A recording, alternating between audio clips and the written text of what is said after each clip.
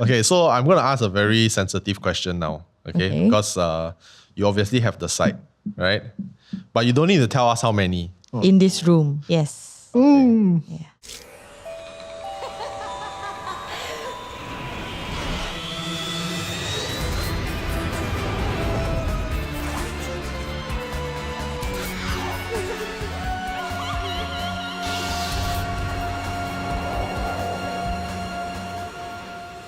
Hi, my name is Naqiah. My name is Raihan. My name is Wayne. My name is Kyle. And this is Tales from Incredible Tales. Together with some very special guests, we're taking a look back at Incredible Tales, a horror anthology that aired on Channel 5 from 2004 to 2017. We will also be asking our guests on their very own scary stories. Our guest for this episode is Naqiah Ayub from True Horror Stories POV. Hi, Naqiah. Hello. Ew. So I have to switch up. This is my true self. The horror. I can't be gloomy all the time, you know. Then you guys will see me at IMH, man. The true self, not the true horror self, Yeah. right? Yeah. Horror self, yeah. Enough horror reality lah, so I have to be, keep myself sane, Some people argue that reality Give is it time, horror. give it So time, the horror will True. come. I'm trying to be myself here, so... yourself always starts out like, then I have a story to tell. Then he'll Eyes go. widen when he...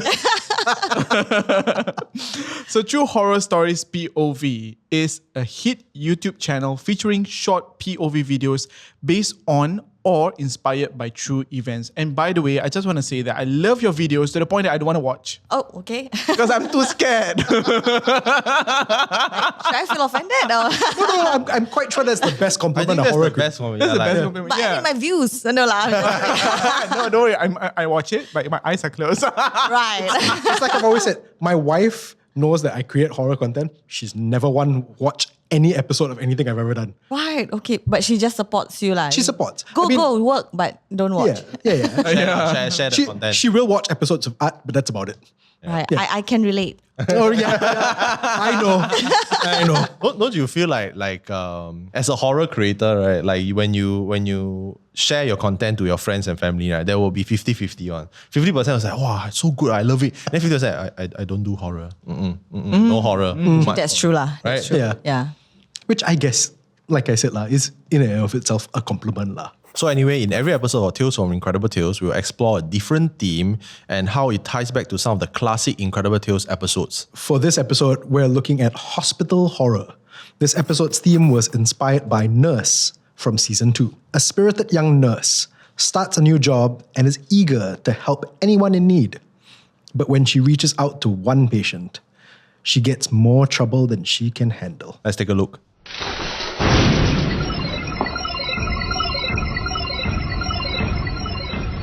Morning, Aisha. Working very hard, is it?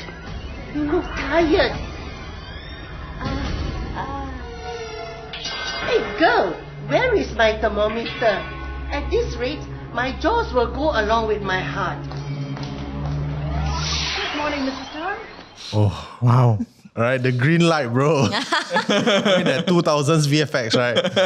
But still creepy. Yeah, it was still- When I was editing it, at night, it's quite creepy. I think for us as children, when we were watching it, anything that comes up there is creepy lah. True. Yeah. Do you remember watching all this episode, Naqiah, when you were younger? Yes, but not this episode actually. Yeah, but I did watch it recently. I binge watched Incredible Tales. Yeah. Nice. Then I kind of agree with the effects. It was a bit, funny, funky back then. But what actually got me was actually the storytelling bit. Yeah. It was very sincere, genuine, and I feel like it could happen to anyone, and especially in Singapore. Please, I'm living in. That's right. Yeah, like I like that, they started experimenting where they got actual people to basically share the ghost stories. Like you can see the silhouette kind of thing. Yep. Yeah. So they don't review. And it's more grounded in a sense whereby it could be anyone. Yeah. Yeah. So you're essentially not alone in this experience. Yeah. So the nurse thing is quite universal lah. Yeah. Because I have friends who are in the healthcare occupation, so they there's a lot. It's quite normal to them. It comes with the job, I guess. But this one is the first. I mean, for this episode, right? Yes. It kind of shocked me because, like I said, I don't remember until I binge watched it recently, right? it was funny that she actually managed to accidentally communicate with the entity, and then like the thing asking for help. I mean, this is a first for me. Usually I heard like people working in hospitals, they just do sightings. And even for me personally, it's just sightings and, stuff. Not really like to a point where it's like really begging to help me, that kind. You promise, that kind, Yeah, so this is the first. Yeah, because the story is basically she stumbled upon a girl, and she thought that this girl is like in need of help. Then as a nurse, she's like, okay, let me help you. But she didn't know what she was getting into. Yeah. It's like, she said she promised, like I will help you. Then goes kind of fell for the trap. Then now she's kind of haunted. Yeah, and it's interesting that she said that she couldn't, Differentiate. Between a human and a ghost. Right. Because my sister says also that she has difficulty differentiating, but in this case, it's like the ghost is even speaking to her. Yeah, exactly. So for Naqiah yourself, because you're a content creator, and you mentioned that most of it, you do it at a POV point of view. Yep. Mainly true events inspired by something that happened to you. I mean, as yourself, do you have that eye? And also, like, is that a story that you want to tell to people? Okay, so yes, I do have third eye-ish, I don't know if it's a blessing or a curse, but it's making me money lah. So I say blessing for now. I love it. Love the honesty. I love it. I love it. So thank you, girls. Anyway, joking. Okay, anyway, but yeah, to answer your question, yes, I do have third eye, and it started when I was young, and I couldn't differentiate. My first encounter, I couldn't differentiate whether it was an entity or is it someone. In fact, I got scolded by my dad because he thought I was telling lies. Because I told him I saw someone, like, in fact, I thought it was my grandma who came over in the middle of the night, and then she started to walk around me when I was sleeping on the floor. So I cried, and then when she disappears into the kitchen, I was like crying. Then my dad was like, why you started crying? Why don't you just walk and go back to your room? And I was like, no, because I saw this. And then he was like, no, where is it? Then he opened the door and he's like, don't want that. Yeah, so that was my first encounter. So I can kind of relate with Aisha per se when she said that she couldn't really differentiate. But as I got older, I think it's quite easier to differentiate, to be honest, based on what I can see. The only thing is that when I accidentally, when they say you see a ghost, right, you shouldn't like acknowledge it, because then it will be like, hey, you can see me, I'm gonna follow you, that kind of thing. Yeah. So the only time when I accidentally will acknowledge it is when I'm like, I thought someone's there. Then I I shouldn't have, said. But they don't look like human. It's just like a silhouette, that kind of thing. Right. Yeah, unless when they come for my POVs is when they really come at you. That's where I really get to see their true face. Oh, seriously? Yeah, so my POVs, I try to depict what I see. Okay. Exactly. So I'm going to ask it. I'm pretty sure the fans will ask this. Like, have you ever encountered anything while filming the POV? So you saw, you're trying to recreate that scene, then the entity come. Yeah. Oh. Yes, Can you definitely. share like the story? Okay, so the first one, actually we had a lot of such encounters lah. Okay, the normal ones is like camera equipment not working. That's like very common. Yeah. And then one of our earlier videos, right? I think we were greeted with a bird, and then at night we were shooting at night, and the bird came at me. So that wasn't like a trained bird or anything. So that bird really came at me, So that was one. Okay, but the most recent one is that one of us, actually not one of us, it was a domino effect. Like it started with one person, he got possessed. So it was really very scary because that was the first time ever we encountered such a thing. To be honest, it was a shoot that we were very, very complacent because it was an indoor shoot. Right. It was in a school. Oh. So we were like, this is easy because we have shot, like we have done outside filming. There's a lot of factors. Raining, we're scared, and then security guards chasing us away. But this one is in a school, so it's like we're kind of safe. But then that's when that thing came at us. So one of our member got hit first. She got possessed. Then we were like, oh my God, we didn't know what to do. Then my husband started reciting prayers and such. And then the thing starts to cool down. And then I saw the thing that was like puppeting him, like the thing that was possessing him. And then it transferred to another person. Oh. Another person. And the last person was myself. Oh God. So basically, I don't remember. Basically, if anyone were to ask me like, how does it feel to be possessed? I would say I really don't remember. It's just that when I woke up, it was like I was in so much pain. So then my brother-in-law, he told me, of course you're in so much pain. Basically, when I was in a moving van, we were driving out from the school, right? I was literally on my tippy toes in a moving van, and I was like balancing throughout the whole journey. And then they were like, well, since she's a very clumsy girl, since when she can balance so well, But it just happened. So it was very supernatural in a way. Like, how can she do that? So did they know that you were possessed at that point, or were they just like? Because before each of us got possessed, right? We have like some symptoms. So first we were like lose conscious, and we were like, hey, wait. But for myself, I started to lose feelings in my hands. I was like, hey, why is it numb? Why is it numb? Then suddenly I started hearing some gamelan music. Oh. From nowhere. Then apparently I was the only one who heard it. Even though it was an art school, no one else heard it. Yeah, it was, in the middle of the night lah. So I was like, what's that sound? And then I was like, I cannot feel. And I started to take my ablution, because from what, I tried my best to protect myself but it still went in lah. So inside the van, I started to balance and So eventually we reached back to our home ground, my house area. We didn't go home straight. And then after that, then that's where I snapped out of it. And then, but it was a bit chaotic inside the van because the driver, he was like driving, right? And then he said that in the rear view mirror, he suddenly felt like someone was staring at him. So he looked, and I was staring at him, and I was grinning. Then he started to feel numb. Then he was like, wow, I cannot keep looking at her, because if he does, we will all die. Transfer. Yeah, it will transfer to him, and he's the one that's driving, Then for all you know, we could have, perished. So thank God he managed to get the grip, and then we managed to safely get to our home ground, and then I snapped out of it. Then it was okay. It was your first ever. And then after that, we actually stopped shooting for like a good 2 months because we were very scared. Yeah. And when I mentioned, right, where our ghost makeup, we try to imitate as close as possible. For that shoot, my sister really did a good job. And then to a point where we were all like, oh my God, that is so scary. It's so real. Like everybody was like amazed by how scary it was.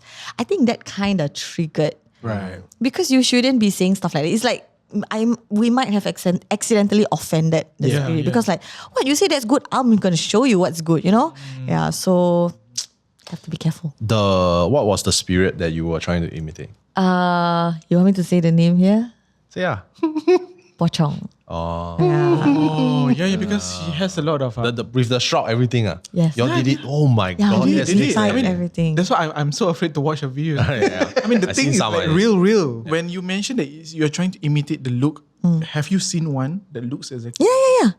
So hence you were telling your sister to do the makeup. Correct, yes. So my God. so the funny thing is I will be like, my sister, she can draw lah. So I'll be like, okay, the eyes is a bit like this. So it's kind of like, those police, you need to, the police sketch. Okay. So it was beginning to feel like that. Then she was like, okay, sure. And she'll just draw.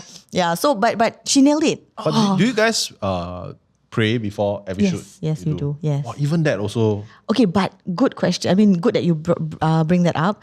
For this particular shoot, right? I kind of like told the crew we shoot first, pray later. Yeah, because usually right, for our normal shoot, right, we will shoot after 8. Yeah. So we can pray first. Right. But for this one, we start shoot at 5. Right. Like you mentioned you were complacent. Yes. You thought it was indoor. It was early. Because there's a timing, right, to pray. Yeah. So we missed 2 prayers. Maghrib and Isha. So that's why I think this thing is like, no protection now. Party. Yeah. Add on also, because she did say that she tried to make sure that the makeup is almost similar to what she saw. I heard from another content creator, a horror content creator, that if you drew something exactly like how you did saw, that thing is more likely to happen. Yes. Yes. So there was this interview that I actually listened to as a Taiwanese filmmaker. They were doing a horror film. Then they wanted to recreate the Kumantong, basically the Thai child spirit. So there's like a statue, right? So they actually got reference from some of the Thai monks and the Thai masters, and they say no, you cannot do exact 1-to-1. Because the moment you do exact 1-to-1, the spirit will go inside. So they had to do a variation of it, like maybe 70% similarities, then 30% change. Yeah. So that was one way, and then they had to also put some charms on it. because it happened during the pandemic. So then they shut down the production halfway. So they kept all of it. And then apparently there were spirits also, because there were a lot of props, ma. So they kept it in like storage lah, so got spirits. So they had to get a master to go and clean it. Because these kind of things, when it's left on its own, right, energy will attach. Yeah. How old were you when you first saw? Ooh, 5? 5. Oh, wow. So that's the thing. So like for arguably most of your life, not arguably, for actually most of your life, you've been able to see this. Why then did you want to do True Horror POV? Okay, so when I tell people that I can see, or I complain to my mom and my dad, they don't believe me. Right. Yeah, so I kept it to myself.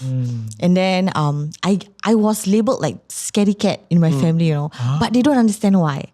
So after years of like keeping that in, right? So finally when I feel that I'm old enough to make my own videos and to let people see what I saw, so that's why I decided, okay, you know what? Okay. It's my turn to scare you guys. No, I'm just kidding. But yeah, basically that's the thing. I just want people to feel what I feel. Yeah. But I'm curious, when you decided to do that, right? Were you scared yourself? Not, to be honest, no. Oh. I feel like it's like a release. It's an outlet. Like, I kena, then I pass it on to others. It's not a curse. Please don't stop watching my videos. But But basically, it's just an outlet for me lah. Bonding kind of thing. Like you said, you're sharing lah. Yeah, correct. Because I do know some people, they have the same fate as me lah. They have to keep it in. They can't tell people. Because I've been like, when I stopped telling my friends. By the way, when I met my husband, we both don't know that we can see stuff. Oh.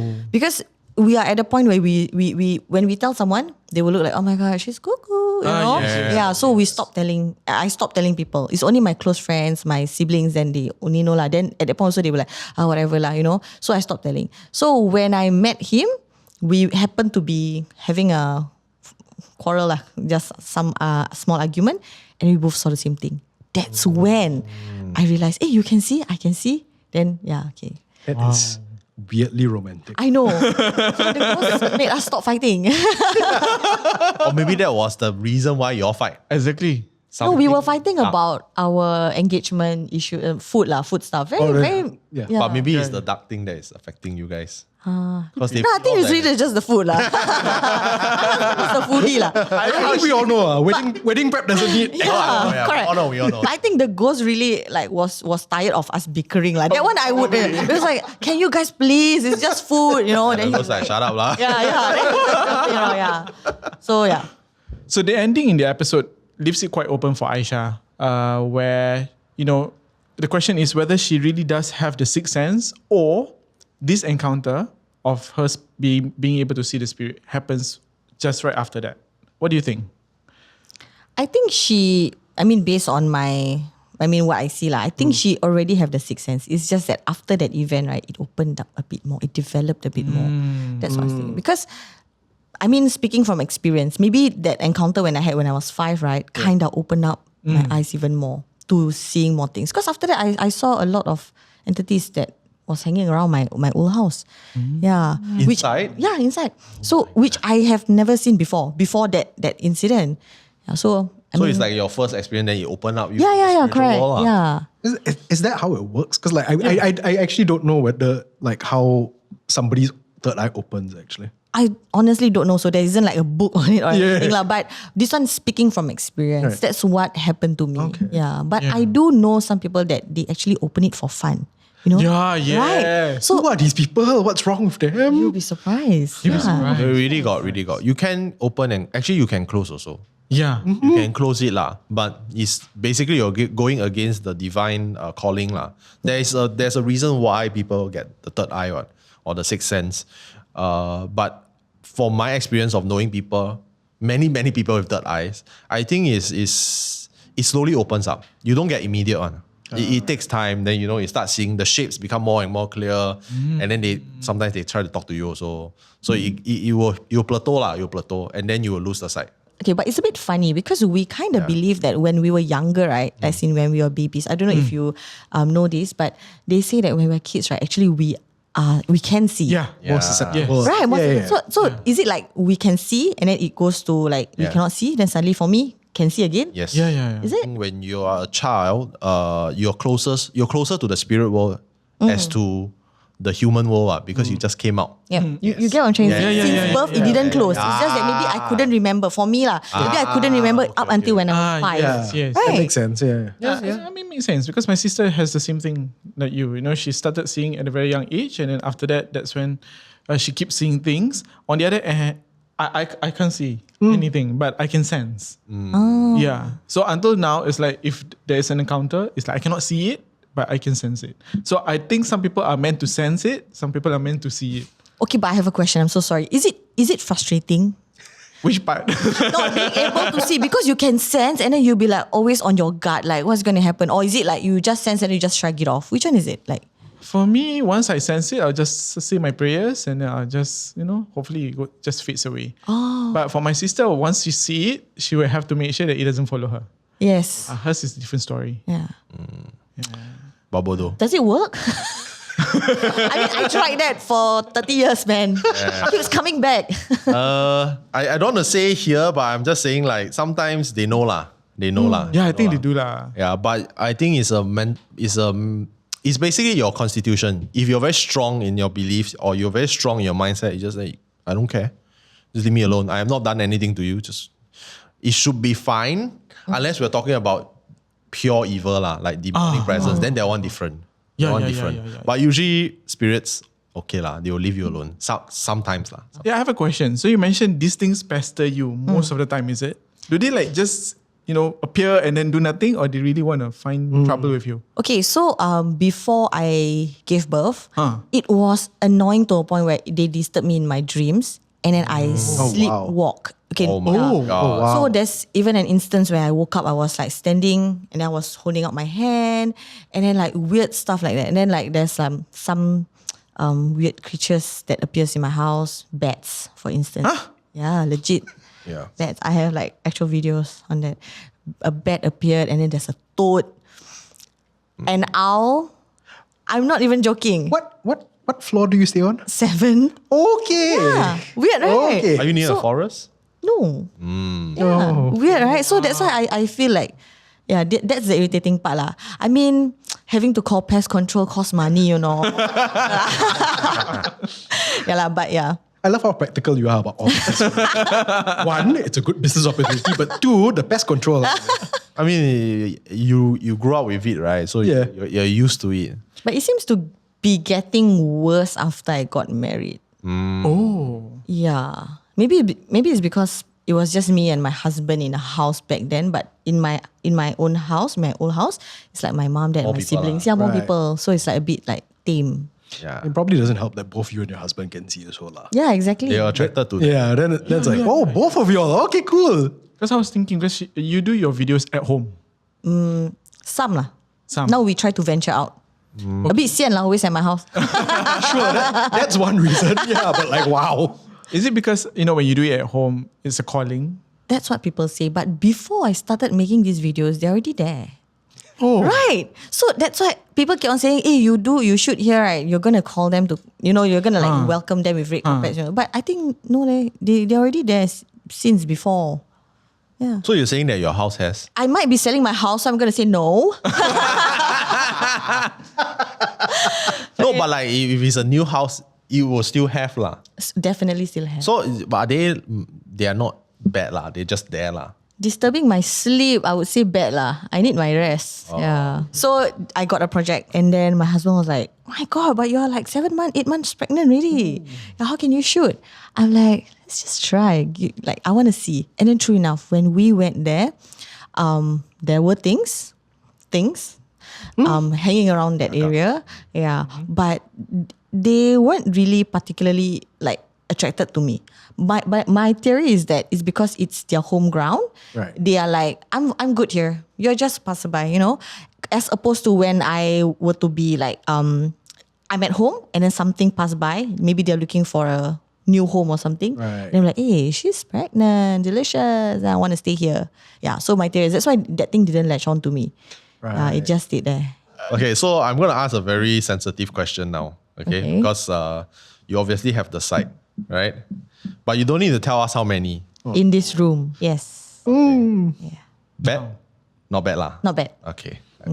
Because I mean the reason I ask is because I can feel, but this kind of thing they are attracted to this. It's like it's like when you're filming, right? As a human, you'll be like, hey, they're filming Yeah, correct. They will come. It's for sure one. And especially you're talking about them, you know. But it's not a bad thing. Yeah. Congratulations. I think this is one of the few times while filming this season where my hair actually stood. So Naqiah, you film a lot of hospital-based POVs. Why is that so? Okay, I wouldn't say a lot, but I'm trying to venture into that. I honestly I like the vibe there. As a horror content creator, as a patient, no way. You know, that's the last thing I want to be. Too many. Yeah, too many. Legit, like when I gave birth for the first time ever, I was greeted with not one, not two, but 4 entities. Different kinds. They're like literally playing around. Like the ward was their playground. It was the scariest thing ever. And I actually texted my husband. I was like, I want to go home like tomorrow because the doctor said that I should be discharged in like 2-3 days time. I was like, I don't care. I'm just going to go home. That was so scary. No, it's after lah.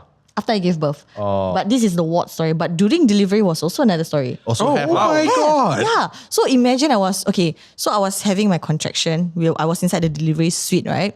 My husband, because my delivery was a bit unplanned. It was an emergency kind of thing. Right. So my husband, we didn't bring any hospital staff. So my husband had to go home and leave me alone in the room while I was like having contractions and stuff. So I was in a fetal position. Okay, and then no nurses were around. And then I heard like someone playing with the medical instruments. It's because inside the room there's like a small storeroom where they keep all the syringe, gauze, I don't know. Yeah, so I heard, and I was like, okay, someone is here. Then I just continued to sleep lah, like try to sleep. And then after that, I heard someone walking in and reciting some mantras, Thai mantras. Wow. Okay, so but at that point I couldn't I was like, what's going on? Is it a new thing to make me deliver faster or what? You know, still in denial because, you know, hospital, laughing gas. So I was like, okay, never mind, I continued. I closed my eyes and I opened and I saw 2. I seen 1 pair of feet, not wearing any shoes or anything, standing just in front of me. So I was in this fetal position, I saw that. I was like, wait, why isn't the doctor wearing any shoes? You know, I was like, okay, never mind. I just closed my eyes. And then the mantra, double up, triple up. Oosh. While closing my eyes, I was like, why is it like suddenly like the whole world is here? I opened my eyes, I saw a lot of feet. Oh my God. Yes, they were all standing inside the room. But I didn't look up. My view is only like, I can only see from their knees down. Yeah. And then after that, I closed my eyes, recited some prayers, and I cursed them a bit because I was in pain, and then you do this kind of thing to me. And after that, I opened my eyes, they're gone. Okay, so hospitals. Now we're in the hospital settings, right? Have you visited the old Changi General Hospital? Yes. To shoot there? No, not to shoot. To just walk around? Yeah. Before I started making videos, actually. It was to explore lah. Experience, right? It's like the old one and the current one that we have. The current one, you mean the one that's operating? No lah, of course not lah. The scary one lah. The abandoned one lah. Yeah. So you at that point, I presume you're a teenager, you can see already, right? Oh, so good. You think I'm so young? I like you. Never guess a woman's age. But when you were younger, you already can see, right? Mm-hmm. So when you went to Old Changi Hospital, were there a lot? Okay. I was a bit disappointed. Oh. What? Yeah, I was a bit disappointed because maybe because I was just very distracted by the pests that I didn't really see. But honestly, like, of course, we can still feel. Yeah. But I was a bit disappointed. But okay, maybe also because we went like in group of 20s. Back then, the hospital is not like, right now they really close it, right? Yeah. Back then we can still go in. So 20 of us went in. So maybe that's why it was like a bit tame. Yeah. Right, this is a plot twist I wasn't expecting for this episode. Yeah, a bit disappointed. Okay, so this question is for everyone. If you had to stay in either a cemetery or a morgue alone for a night, which one will you choose? I feel like Naqiah will probably say both. Just because she's thinking to herself, I can make 2 videos. Why would I pick one? Oh my God, that's so true. I have actually done the first one. Oh, alone? Yeah, kinda. What? Okay, not really alone lah. My friends, they kind of like moved away. Yeah, but I was there. What do you see? What do you see? Okay, that one was fun. Huh? Okay, because like at that point of time it wasn't fun lah, but it was fun because you imagine a tree full of fruits, right? But not fruits. Kakak lah. Yeah. Full of them Yeah. sitting on a tree. Like really, they're having fun there, laughing, mengilai. Yeah. And then after that, when I saw, and then I go and open my mouth, one of my friend all the way over at the gate, right? She kena possessed because she was having a period. Yeah. So the night ended abruptly lah. So, I'm never going to believe any time from now on when you say the word fun. So Sorry, you were saying? So you mock lah. I would choose mock. you choose mock? I've done cemetery. Oh, so Yeah. it's because this one checked off already. Yeah. Next so, one. But mock really does. It is kind of scary. I watched like Autopsy of Jane Doe, right? Oh yeah, that's one of my favorites. Yeah, same. Creepy, right? Creepy. Yeah, the body can. But I still want to try. Yeah. For me, it's cemetery because I would choose a specific period. I will do my research. I will choose a specific period. I'll calculate the dates based on which is the most auspicious date. Then I will go. So, for example, you go during the first Hungry Ghost. first day of Hungry Ghost, no ghost one. All go out already. Then what is left is usually the more residential ghosts. So those normal people they are not the restless spirits. Because the restless and homeless spirit, they will roam around to go and get the offerings. So you're there, and if it also helps that if you have ancestors that are buried in the same cemetery, you can go to the grave and then you sit there. But that fun, meh? It's to reduce the danger part. Oh, right. Okay. Again, your definition of fun Is to stay safe. very flexible. You have an unfair advantage because you can see. You can okay. We cannot. I can only Hey, feel. your toe. Okay. Yeah. I got a Tesla equivalent of the Okay. I would say cemetery, just because at that point it's gone through all the spiritual and religious, all the proper burial rites, and I would like to think, please don't say otherwise if this is not true. Most of them are at peace. Most of them have gone through the proper rites. Most of them have found some level of peace. Whereas in a morgue, none of this has been done. Yep. So, it's a free-for-all and there's like a bit of chaos out there. Yeah. It's like the waiting room where everybody's like, walao, I need to go. So, yeah, I pick cemetery. Very smart. Very smart. Can I not do any of this? Choose one, man. Okay. I've been, because I was an intern in a hospital before. So my office back then was underground, very near to the mortuary. Oh.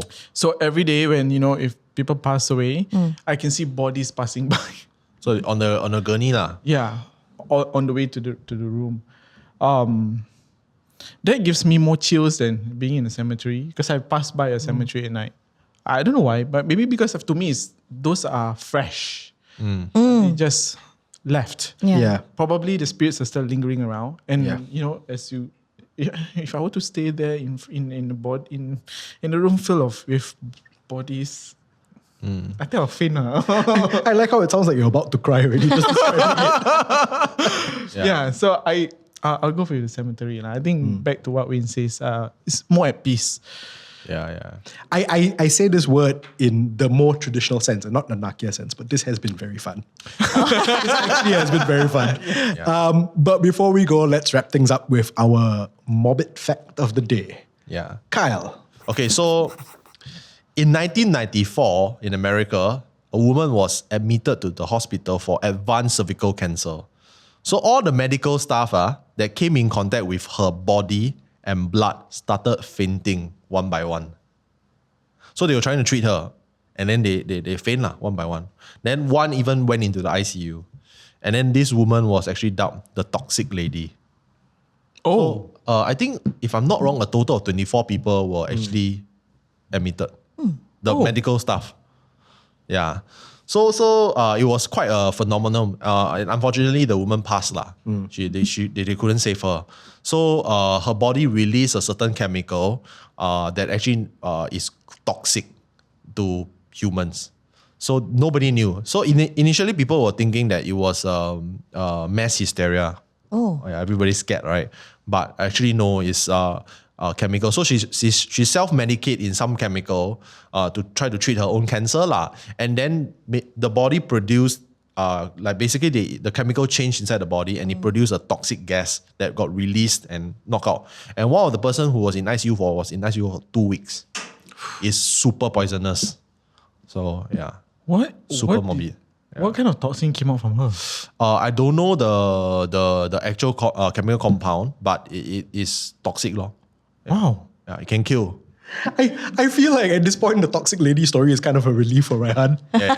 She's like, Yeah, it is. Thank you so much, Naqiah, for joining us today. And thank you everyone for tuning in to Tales from Incredible Tales.